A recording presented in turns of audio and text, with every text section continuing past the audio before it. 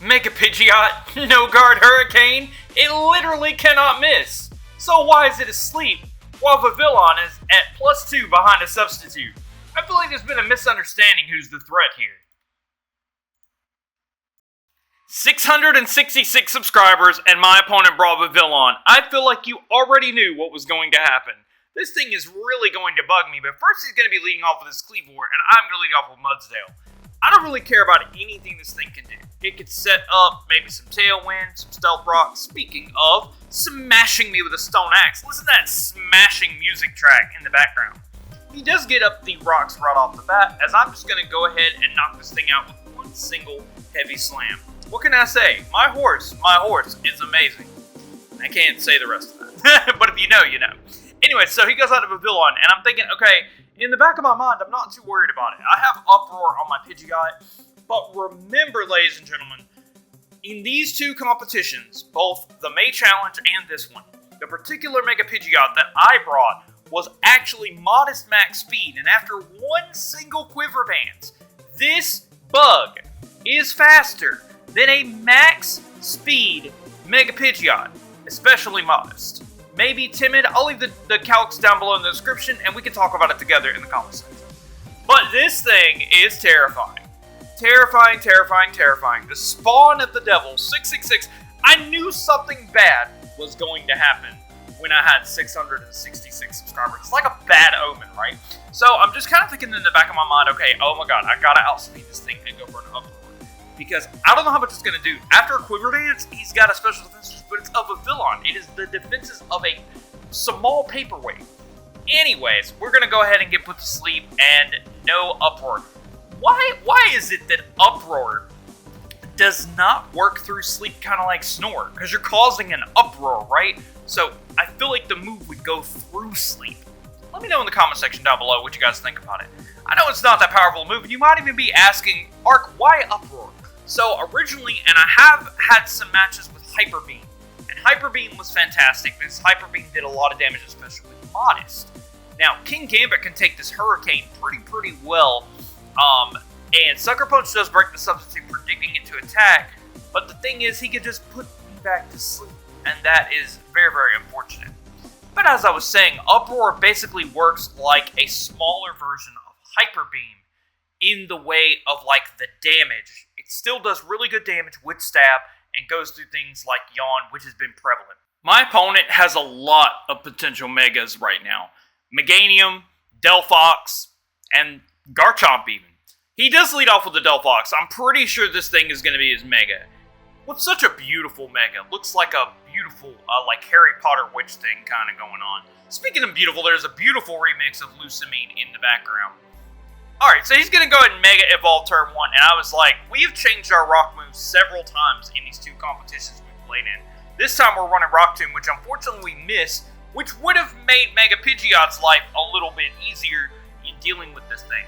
But the thing is, we can bring in King Gambit and have Supreme Overlord. By the way, I'm starting to kind of get sick, so my voice is kind of nasally. I apologize in advance. We were going to have this video yesterday, but I did everything in Premiere. I was 85% done, and my computer crashed and I lost everything. So here it is today. So I'm going to go ahead now and threaten him out with a Sucker Punch. He does, of course, go out to Garchomp. Great. Now, the thing is, I do have Mega Pidgeot. Now, in the other competition, and so Garchomp is as big enough of a threat to my team, because if it has, like, Rock Tomb, it's going to be a big problem to deal with Mega Pidgeot. Now, this Mega Pidgeot is max speed, max special attack. I get both of them confused between the two competitions, and it gets a Citrus Berry off. We take a Rock Slide, and we don't take it that well. But what it tells me is after Roost, I can Roost stall this Rock Slide, and that is very, very fortunate information. Plus, I can 2-hit KO his Mega Garchomp with a Hurricane. So that is really, really good. Those modest Hurricanes hurt a lot. It is one of the reasons I had originally picked Mega Pidgeot. With some bulk investment, it is actually really fantastic. And I really, really debated putting a lot of bulk investment into it for this first competition. Now, this Rotom is just chilling here in the back. And I'm just thinking, okay, what can this Rotom possibly do to me? I want to see what it goes for. It goes for a Thunderbolt. And in the back of my mind, looking at this damage, I'm thinking, okay, is this thing Scarf?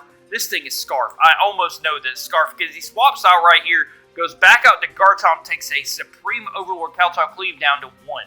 Now, I'm not sure if the Garchomp can play the lottery here with my Rotom, or with my King Gambit. So he doubles back into Rotom. On my Sucker Punch, should have gone for Kowtow Cleave. There are so many times with King Gambit that I don't click the right button. He misses the Hydro Pump, go for the Kowtow Cleave here. Doesn't look to have the Will-O-Wisp as he doubles back into Garchomp, trying to circle Garchomp and Rotom around. And the fact that he's doing that, and the fact that he is trying to get the matchup of Pidgeot and Rotom, nearly tells me this thing is Choice Scarf. And even if I was Pidgeot with max speed Timid, I would not be able to outspeed it. All those calcs are down below in the description. So I'm going to go ahead and roost here, knowing I could take Rock Slides and everything else. I need to be as healthy as possible to take an oncoming Thunderbolt. Now, since he is Choice Scarf, when he comes in, I'm not going to be able to outspeed it, number 1. And number 2, I will still have Flying type because of the way that he brings it in. That means I will have to contend. So he just throws Delphox out here. And I'm not sure if he's just trying to get my King Gambit in a lockup. But I get the Delphox, knock him out with a Hurricane. And now this Rotom comes in and I'm thinking, okay, I can knock this Rotom out. But the whole game, in my mind, I'm like, this thing is Scarf. And it absolutely is. That Thunderbolt absolutely wrecks me from here. But I'm thinking, okay, Garchomp's only at 1 HP. I can Sucker Punch right here, and he has to play the Sucker Punch lottery. And I know he doesn't want to do that, but he does exactly that. Goes into Garchomp, thinking I will just go for a Sucker Punch, and that is a really good play. I could Sucker Punch him again, but I was like, I'm going to go for the attack. Is he going to go for the Rotom? And then he attacks on this turn. Man, I tell you what a great, great series of games that we have here.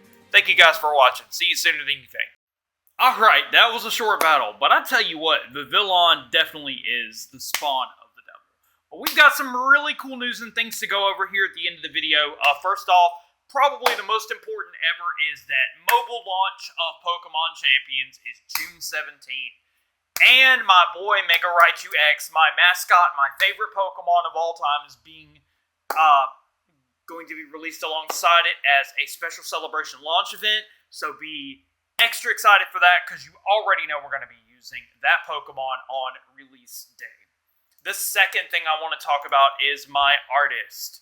Okay, so you guys may or may not have noticed the new direction that I have started here with the particular thumbnails with the gold bar around them with my logo and the differing Pokemon with a lightning bolt or like a zap or divider in between with colorations in the stadium.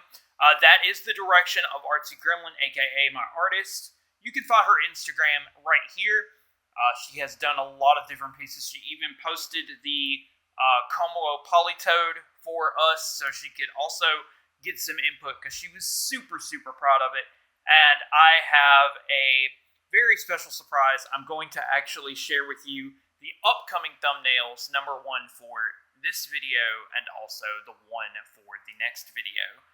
Also, on the next video, we will be having a very, very special surprise, so stay tuned for that. And I want to go ahead and wrap this up really quickly. So I want to say I thought it was perfect for a 666 subscribers special for Vivillon. And also, guys, the month of May 2026, 55,772 views. I couldn't thank you from the bottom of my heart enough if I even tried. Not to mention, our live streams have been doing really, really well with Lycanroc. I wish this thing would go away. With Lycanroc and Mega Pidgeot. I did the entire May challenge live on my channel. And then upcoming, I have backed everything up, so I will get Pokopia and all the other games out. I have a full playthrough of Legends ZA. All of that is coming. All of this revamp is coming. Brand new banner and channel profile picture.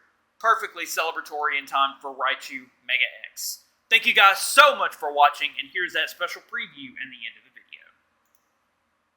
So much for sticking around to the end. Here is the preview that I promised you for the very next video that no one expected